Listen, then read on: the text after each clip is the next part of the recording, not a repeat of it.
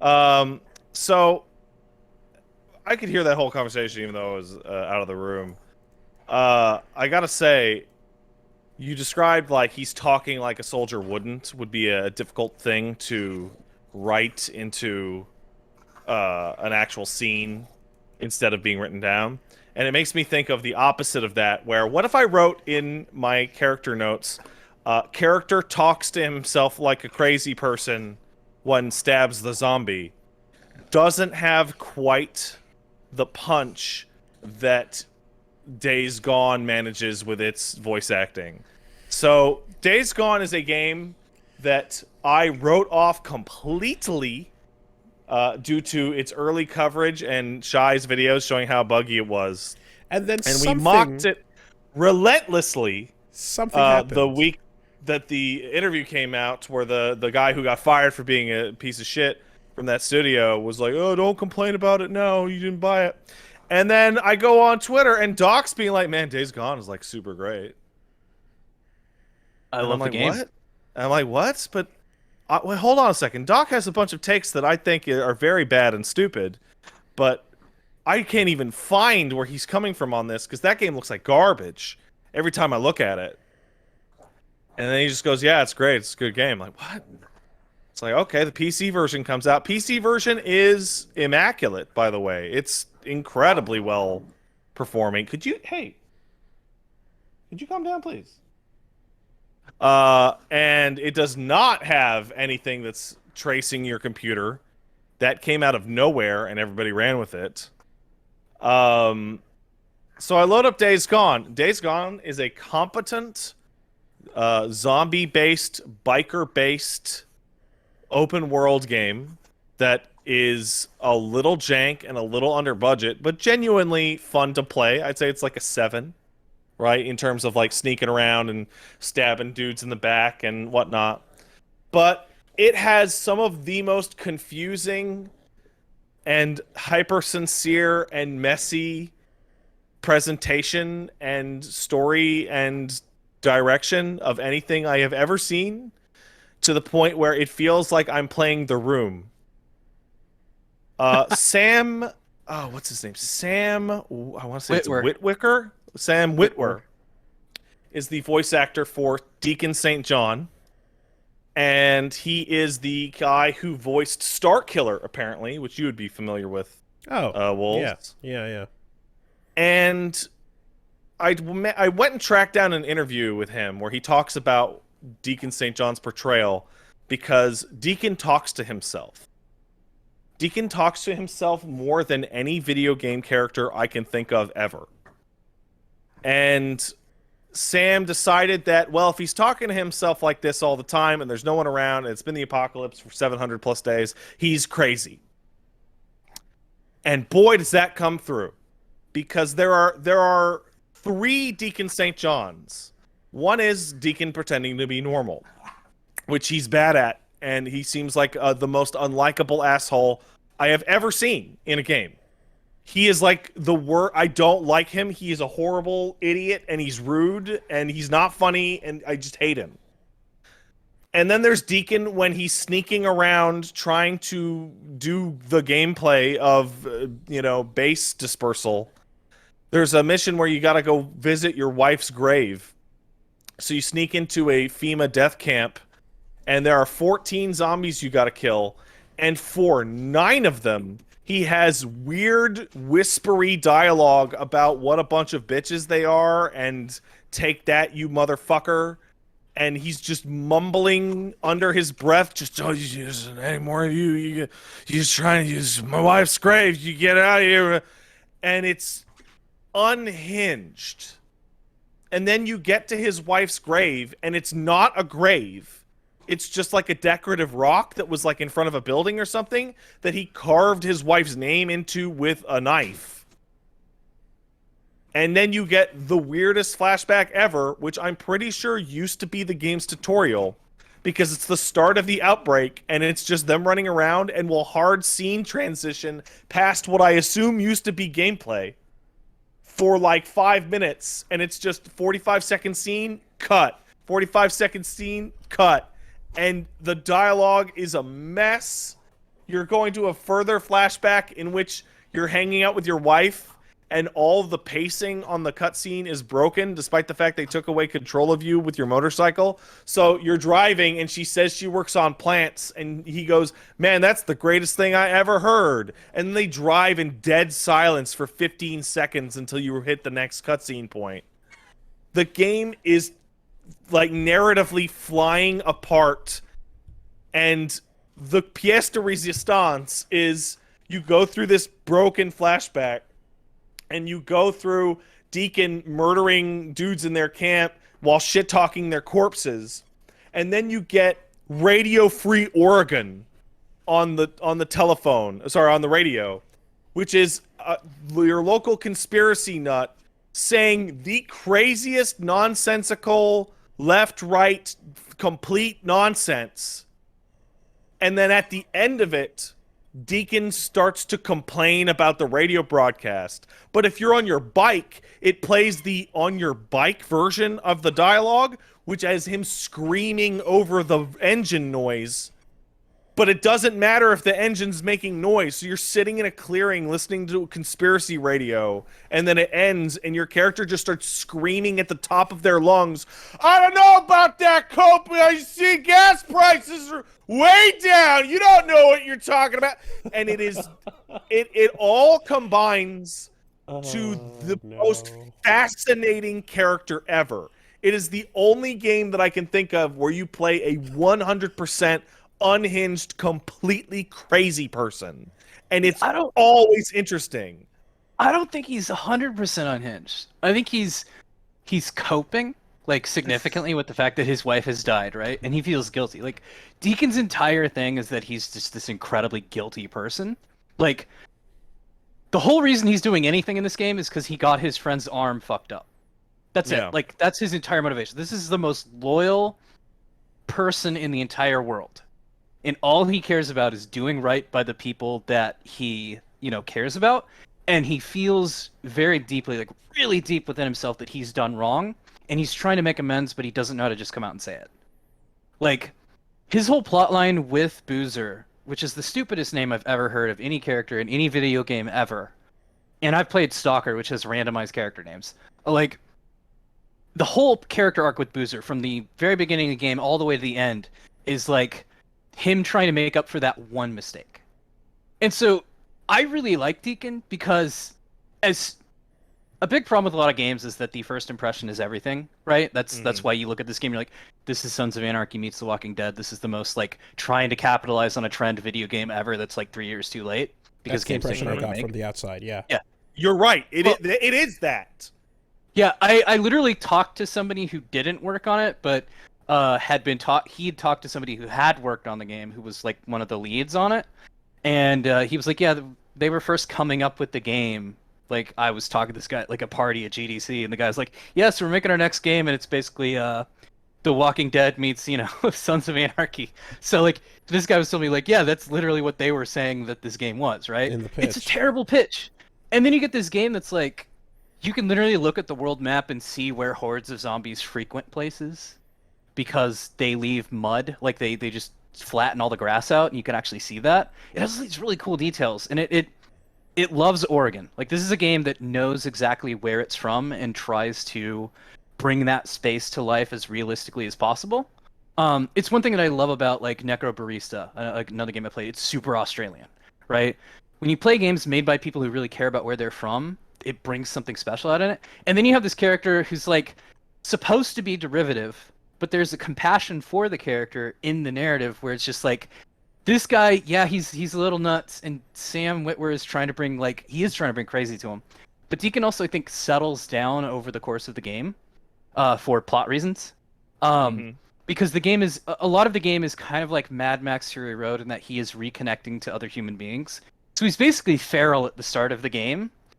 And then as you progress through the plot, by the time you get to the actual end of the game, even though he's still a fucking weirdo biker who does shout to himself when he shouldn't be, there is this sense that he kind of has mellowed out as he finds reasons to live. And that is really what the game is about, is here's a guy who's finding a reason to live again after he wants to throw his life away pretty much at the start of the game. And it's all about how he connects to other people. So I enjoy the arc. I recognize that it's imperfect, but I mean, you're talking to somebody whose favorite game is Stalker: Shadow of Chernobyl, a game that, you know, I eventually got to a point where I wouldn't even save the game anymore because it would crash on save.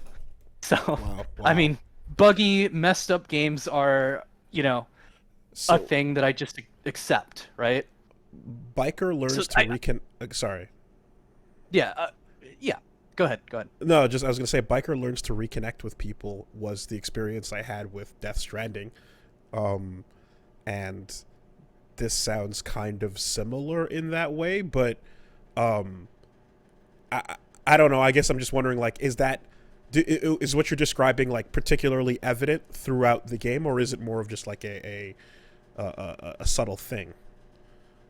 A long game. I can tell you that right now. It has that thing where you pick up an upgrade and it fills up a little bar, and you can tell exactly how long the game is because of how long it took you to get there. It's a beefy fucking game. Like, I've only seen maybe 5% of it. Are you still on the first map? Mm-hmm. Okay. Yeah. Then I can't spoil certain things. I would say it becomes more evident as certain things happen in the game, but it is very much like if Death Stranding is the HBO show, this is like Starz Network, or Oh man. Okay. It's the slightly less sophisticated version, but it's a version that it was so beefy and so satisfying, especially once you get like the big machine guns and you're going up against hordes of like 200 zombies. It's like, oh my god, they take so long to get to where they need to be that they could have cut a lot, I think, to get there. Like, it's a big problem a lot of games have where they have lots of padding and filler. It's like, actually, the more of this you cut out, the better your game is. They could definitely have cut a lot, especially early on. Like, I haven't played it since 2018, I think, maybe 2019. What? And I restarted the PC version, and it was like, oh my god, I forgot how long this intro is before you can do anything. It takes for fucking ever. What's your favorite thing about it? Whom are you talking to? to Probably Doc. both of us. Yeah. God, it's either gotta be... I think it's the way you engage with the world itself, which is a weird response, but like... Because I'm like, a lot of what open am I world not games- getting from the trailers? Is kind of what I'm wondering. So, a lot of open world games, you do the Ubisoft model, right? You go over to a tower, you lit it up, you see all these like objectives to go get, right? Yep. This game kind of has that, but it's not really about doing a bunch of little mini games here and there to clear parts of the map. It's more like you're a guy who has to get from point A to point B, and this is really becomes more evident the bigger the world gets, the more you explore, the further your objectives get. It's like, oh, okay, I need fuel, but I don't have enough fuel. And sun's about to hit. Like, sundown is about to hit. And, like, I need to get from A to B, but zombies are going to come out. So I know there's a gas station here, and I know I can get gas here. And that will help me get to where I need to go. But there could be a lot of zombies there. And so then you bike over there, and you're like, oh, shit, there are a bunch of zombies. Okay, I'm going to try to lead them away. And then I'm going to try to get fuel. And then I'm going to try to get out of here.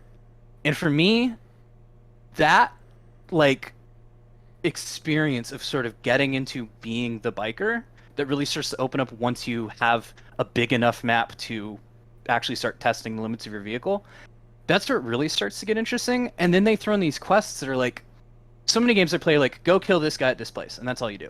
And in this game, one of the quests is like, so there's this guy who's been turning in zombie ears, except we found out they're not zombie ears. That's what you get, like a bounty, is whenever you kill a zombie, you get their ear and you turn it in.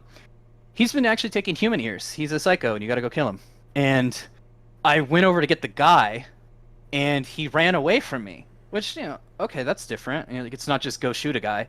He ran away from me. And then he led me into a horde of about 200 zombies. And I was like, oh my god, are the systems converging? Is this like the game just randomly doing a thing? And no, it turns out that's just the way that mission is set up, is they put the guy in a location where the zombies would be for that mission.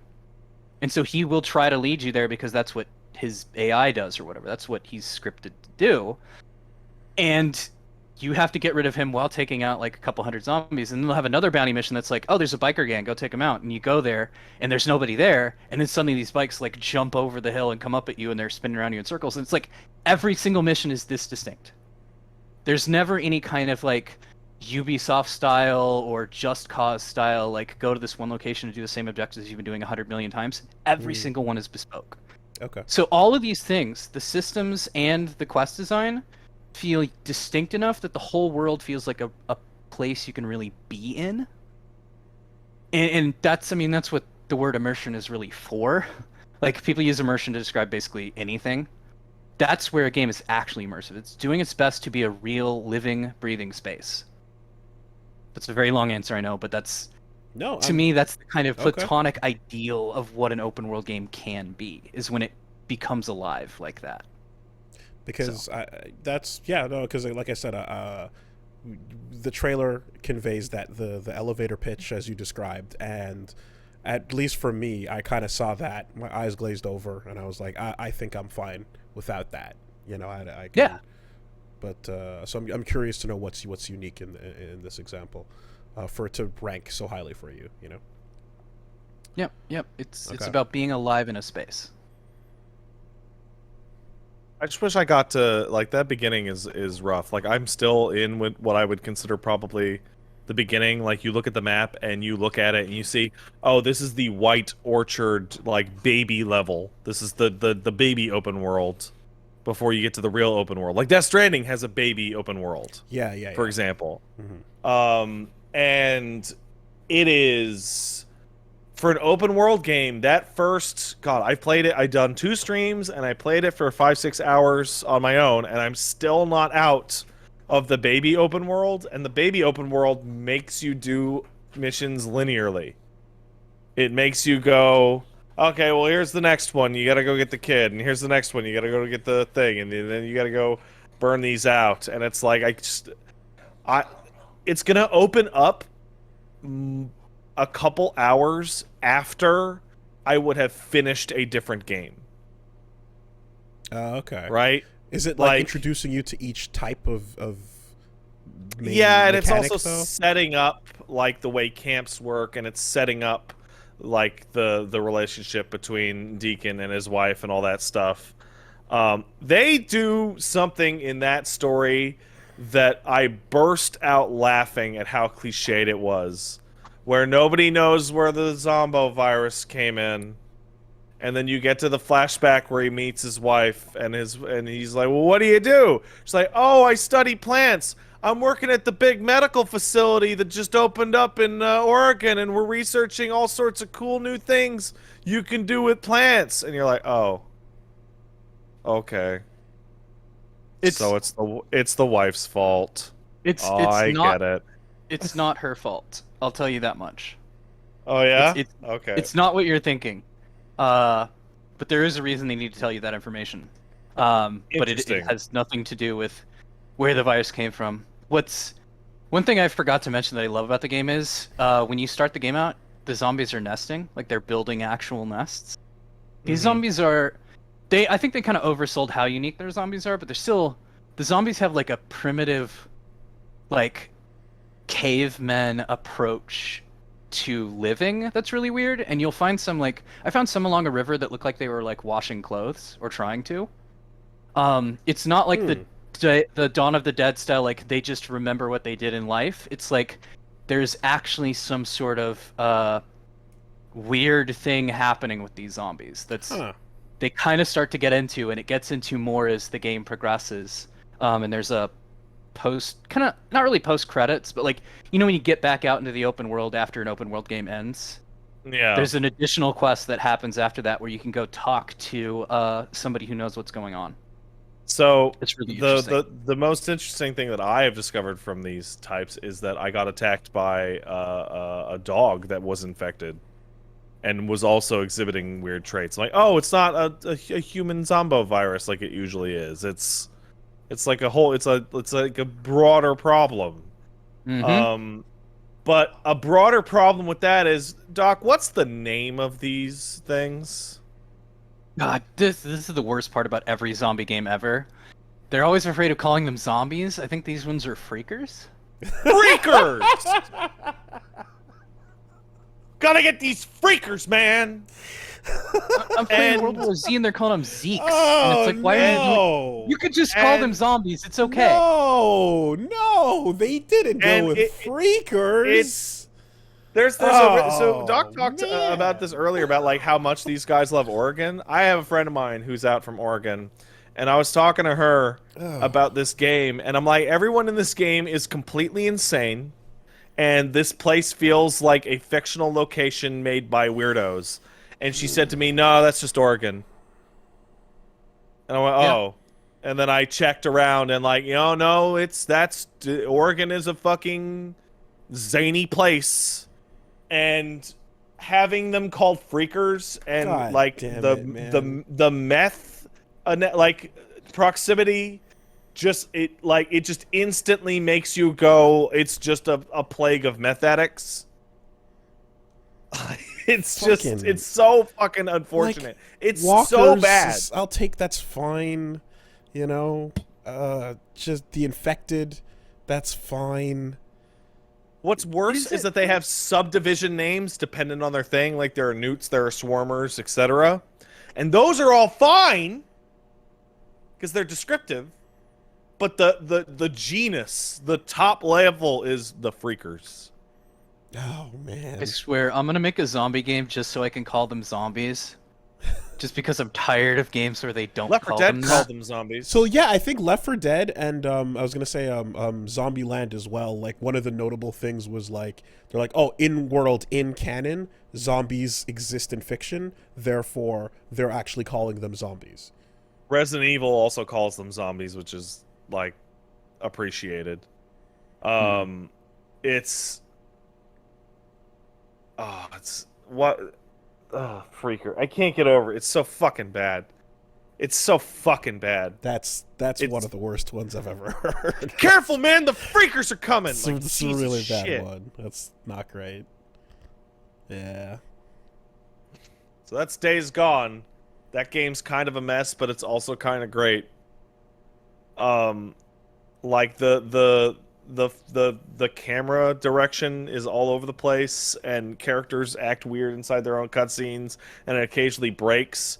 And now it's like it's like stable, and it breaks, and you're like, haha. Where on release, it was like an absolute like trash fire, completely falling to pieces mess. Like this is I'm having a very different experience that compared to people who bought it on PS4 when it came out. I got it like a couple weeks after it launched on PS4 because it was like, oh, I have some Best Buy gift card and I should do something with it, and so I'm gonna buy this game that looks terrible. And I guess I came right after like the first couple of major patches or something because I didn't have any problems on my Pro. Like occasional bugs, but I saw when have you folks played an talking open about world how game that's not buggy? when have I played an open world game that's not buggy? Yeah. On release or after? The cleanest I've played was Breath of the Wild. Yeah, I could see that. You know, Breath of the Wild does that by basically just deleting everything and restarting every like 48 hours in game though with the Blood Moon. Yeah. That's just smart. respawning everything so that you don't have to deal with the bugs basically. But like Do MMOs count as open world games? I don't generally do that, but I mean like I think about like you know, people like, oh, Red Dead Redemption, greatest game of all time. A bunch of people think that for some reason. And that game had fucking Cougar Man, you know, a bug where like they accidentally attached a man skeleton to a cougar. So it's like going around on all fours, like meowing like a cougar and attacking you like a cougar, but it's a person, like a human skeleton. Like AAA games release like that all the time, and they get tons of praise. And then suddenly some games come along that have the same bugs, and people are like, oh my god, this is the worst game ever. And I've never understood that double standard. So I can actually, Chad is helping me significantly. I can actually say some open world games that I played that released clean. Both Spider-Mans, Horizon Zero Dawn, Ghost of Tsushima. Tsushima had bugs. I didn't encounter a single one. I caught I bugs. guess that's in Tsushima. unfortunate. Yeah. Every like Yakuza game. Bug catcher. Like it literally was my career prior to this, yes. And again, I exhibit an aura that makes the game break for some stupid reason. So yeah, fine. Sorry, I had to play devil's advocate. I'd say the Yakuza series is probably the best example, but the Yakuza Yeah, series those doesn't have have been like clean so items. Mhm. Like No, the, no, like that's the number not true. one Hold thing- on. Zero, I fucking almost had a corrupted save when a bunch of weird items started showing up in my inventory. That's your fault. Like, I was walking up to a sleeping shakedown, and then I go to check my inventory, and all my like drinks are replaced with random bugged out items, and everyone's like, "Dude, turn the game off now, or it'll corrupt your save." So Holy shit. yeah, Yakuza doesn't get to be on that list. Also, those are like the smallest open world games in history. Like that's like one city block. It's one city. Yeah, or they're two also cities, the yeah. best ones. Oh, I love them, but they're I don't even think of them as open They world barely games. qualify. They're Yeah. like, cause in my opinion, there's like a wild difference between one. Like, if you want to break down every open world game into two genres, it's do items exist?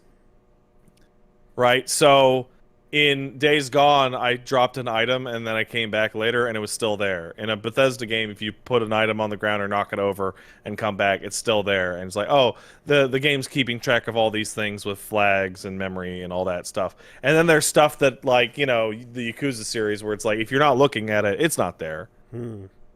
What about like Just Cause 2? I am not familiar with that game at all. Tested it for like the better part of a year. What do you want to know? Okay. The most Well, busted, buggy, insanely unclean like open world of them all. Like, Yeah. Just Cause is amongst the worst offenders of buggy ass fucking games. Easily free. I love that game to pieces, but I mean, you were not saying anything wrong about it. Like I can't be like guy on the internet who's like, how dare you, shit No, on my I- favorite game. I Couldn't do it. It's so buggy. You can round a corner and see where in the towns, you can round the corner and see the spawn point where the people come from. They literally get dropped in an alleyway from the sky, and then they file out from the alleyway and then go along their tracking paths once you get close enough to a town. It's great. If you summon a supply crate in a location near like an already parked vehicle, you can get the two vehicles to spawn inside of each other consistently, creating the Skyrim like momentum issue. Momentum bug. Yeah. Momentum bug, exactly, where they float into the sky and explode and send anything around them flying miles away from the point they're at. Like, it Just Cause one of the most ridiculous ones with how messy it shipped. We tried though. I mean, I don't think I've ever played a game where I couldn't praise QA for doing the job. Like, QA is always saying, they're always finding amazing shit, and you're like, holy fuck, I can't believe we left that in, I was talking to somebody on a AAA game about a certain famous first-person shooter series, and QA found it. QA found that the input lag on the first-person shooter was really bad. And I was talking to somebody who had shipped that game, like one of the design guys on it. And I'm trying not to name the series, but it was about 150 millisecond lag on the sticks. Really bad. Holy shit! That's massive. And I was Oh, like, wow. why did you ship like that? And he goes, Wow. we shipped like that? Like, QA had found it, but they shipped the game like that. And, it's... Games just have problems that, like, no matter what you do, no Wow. matter what you try, QA can find the bugs, they can help you repro the bugs, and sometimes you're just like, we don't have the time, we don't have the budget, we don't have the money. Like, I wish we could fix, but we can't. We'll try to fix it later. WNF Or will not a fix. fix. Mm-hmm. Yep. Or the fix is just too hard to solve, right? Sometimes the problem seems simple. Like, Destiny 1 had that ammo bug where, like, you would always have one less ammo than you should in a heavy slot, which is really bad because there isn't a lot of heavy ammo. That took them like 6 months to find the cause for and actually fix. Like, bugs are hard. So I'm always forgiving of games, especially open world games where you have a billion systems, colliding. I have to be forgiving, especially as a game developer, There's cases too where you'll run into things where it's like, yes, that's bad, and it creates an impact on the user's experience, but it does not fail any compliance. It doesn't fail any guidelines. We're allowed to ship. We're not like gonna this. get in trouble. We're not losing Mhm. any money. We can ship it. And so they just go ahead and fucking stamp the approval on it, you know? I was around, I was still in the industry when the transition from single save console games moved over to system saves and then progress saves.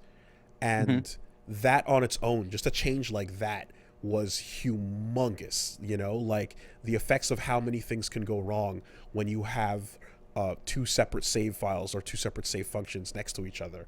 I mean, fucking Tomb Raider remake, like the issues we ran into because it had system progress and then a container save for both, and like something could go wrong with one and it was meant to be like, oh, don't worry, we'll just delete that but we'll replace it with a clean one, but then it always led back to like corrupting the other two even though you don't notice right away. So you think it fixes one of the issues that you, and then you like, oh, you'll lose your settings but we'll replace it with a new one, and but then the other two are now corrupted and it's not immediately apparent, you know. And like shit like that fucking works its way through where the weird behavior you get you'll only see evidence of it hours in, you know. And it was just like, oh my god, like this made it, this one change in how games are made had a huge impact on how testing would go, you know. Yeah.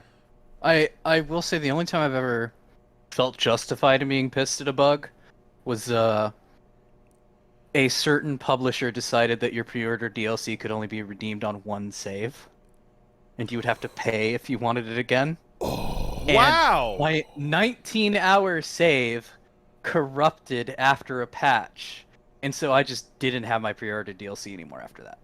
And like, wow. to me, the issue there wasn't the, you know, like, it sucked that I lost 19 hours of gameplay, but the piece that I got mad at was like them just basically being like, yeah, you're fucked. You don't get that thing you paid money for. Yeah. You know, unless you want to buy it again. We call that. That's where I felt like it crossed the line. Yeah, that's when Paul Marketing is doing his job. He's stepping into the board meetings and he's making sure they implement those things. Yeah, that's fucking horseshit, man.